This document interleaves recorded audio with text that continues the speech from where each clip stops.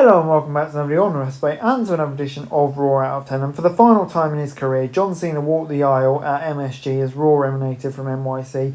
What did the reigning IC champ have to say 1 week after completing a Grand Slam by defeating Dom Mysterio? And what else would happen as we built towards Survivor Series? That was the key question. But yeah, the fans jam-packed inside the legendary arena as the time is now played and Cena hit the ring. After several moments of well-deserved basking, Cena prepared to address the fans when Mysterio interrupted to a chorus of boos. Dirty Don claimed to have worked for everything he's ever reached and challenged Cena for a rematch. Cena offered the rematch for tonight, but the heel declined, saying he wanted to wait for Survivor Series in his hometown. Mysterio was soon joined by the Judgment Day, a 3-on-1 beatdown ensued before Sheamus and Rey Mysterio made the save and set up an immediate 6-man tag. The heels isolated Sheamus early, beating him down and cutting the ring off from his team. The Celtic Warrior finally created some separation and made the tag to Rey, who exploded into the ring and took the fight to the opposition. A well-timed trip up from Dirty Don to his 5-0 allowed the heels to regain control of the bout. The master of the 619 fought his way back into the match, sent Balor into McDonald and made the hot tag to Cena.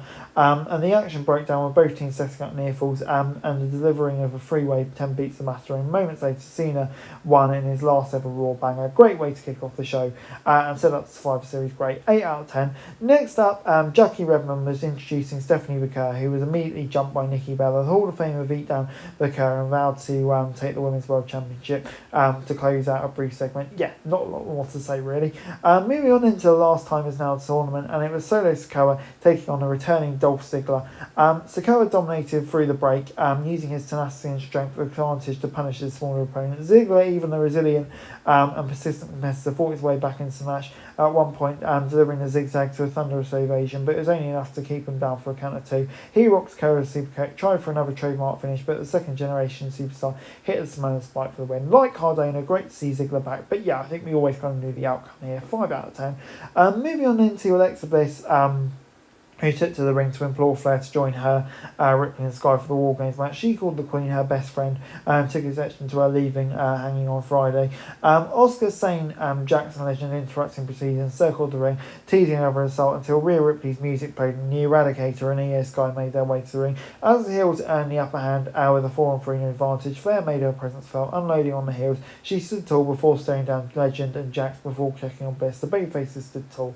But yeah, I mean, it just kind of makes Friday's segment feel a bit pointless now, but there we go. Next up, it was the women's IC title match between Maxine Dupree and Becky Lynch. An intense and aggressive Dupree attacked Lynch for the bell, rocking her up with a pump kick for a near fall. From there, the IC champ dominated throughout the break. The underdog, as she did countless times throughout their rivalry, fought her way back into the contest and left the man reeling. Lynch regained the upper hand with a disarmer armbar, but Dupree countered out of it. Moments later, the challenger applied the ankle lock, sat down on it and left Lynch screaming in pain as the crowd cheered on the lovable underdog. With frustration mounting, Lynch challenged the ref, tossed Dupree to the floor and explained the turnbuckle, only for AJ Lee to make her return, proving a distraction. Dupree launched herself on the top rope, pinning Lynch and won in a monster upset. Yeah, did not see this coming at all. Crazy ending, sets up another Lynch v AJ match, which I'm not against. Obviously War Games 2, and yeah, what an opportunity for Maxine Dupree. So yeah, 6 out of 10. The Ring General then returned to the squared circle for his first match since SummerSlam, bettering Javon Evans in the last time is now tournament. The young OG didn't hesitate, fiercely engaging Gunther Owey. The former world champ punished him with a chop and controlled the match entering the break. When he teased the comeback, he caught him mid-flight and delivered a Boston Crab, then transitioned into a backbreaker. Evans recovered and rocked Gunther with a kick for a 2. Back from the break, both men were down. They struggled to find their feet and exchange strikes until Evans tried for a springboard. Gunther countered with a big boot, only for the NXT export to counter a suplex into the stunner. He launched himself over the top rope and onto Gunther, but found himself driven onto the mat moments later with a powerbomb, kicked out, but the former world champion applied his trademark sleepers to get the win. 8 out of 10. Javon Evans looked great here. Gunther getting a return win. Yeah, this was great.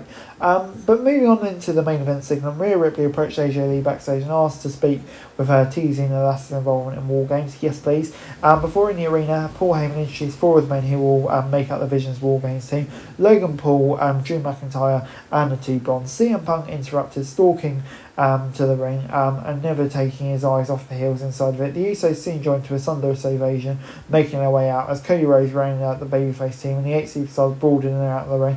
Lesnar arrived on the scene and hit the ring, clearly hailing secret records for the 5th member. Punk went after him, showing no fear, and endured consecutive suplexes. Rhodes came face to face with the Beast and quickly found himself sent flying into the same fashion as Punk. Just as credits rolled, Roman Reigns made his return, taking his time as he hit the ring, staring a hole through Lesnar all the way. The two long-time rivals came face to face. Lesnar's dominance halted with a single Superman punch. Security momentarily distracted Reigns, allowing Reed to get the jump on the tribal chief. He teased the tsunami, but Reigns delivered another Superman punch, this one knocking Ozilla off the top rope. Chaos ensued, and the show went off the air with Reigns delivering a spear that sent Reed and the NYPD through the Timekeeper's barricade. A fantastic end to the show.